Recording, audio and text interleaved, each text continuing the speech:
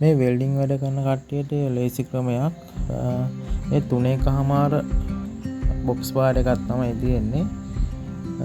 එතකොට මේ අඟලේ හැඩ කපා ගන්න, අඟලේ බොක්ස් බාර් එක හැඩ කපා ගන්න තමයි මෙහෙම තියෙන්නේ. මේ වගේ කට්ට දෙකක් හදලා අතුලට නමලා තියෙන්නේ. ඒකේ අනිත් පැත්තෙත් ඒ විදිහටමයි. මේකේ අඟලේ බාර් එක එහා මෙහා යනවා.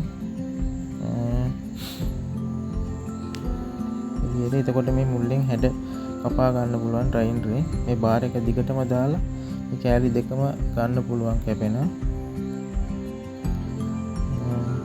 මේ කපුවහම මේ වගේ හදා ගන්න පුළුවන් අච්චුව. මේ වගේ තමයි කපපුවාම එන්නේ කෑල්ල හැඩි ෆිනිෂ් කැපෙනවා එක.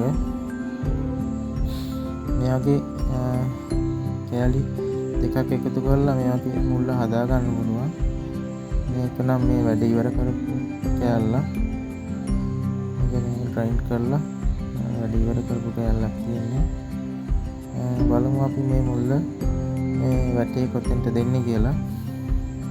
මෙන්න මේ වගේ තැනට එන්නේ. මේකේ මේ අයිනේ කණුවක් නැහැ. මුල්ලට කණුවක් නැහැ. දෙපැත්තට කණු දෙක දාලා තියෙන්නේ. අඟල් 10ක් මෙහි කණු දෙක දෙපැත්තේ තියෙන්නේ. හරි ලේසි මේ මුල්ල මේ වගේ ඉතින් කපා ගන්න. ඔයාලා try කරලා බලන්න. ලේසි වැඩක්.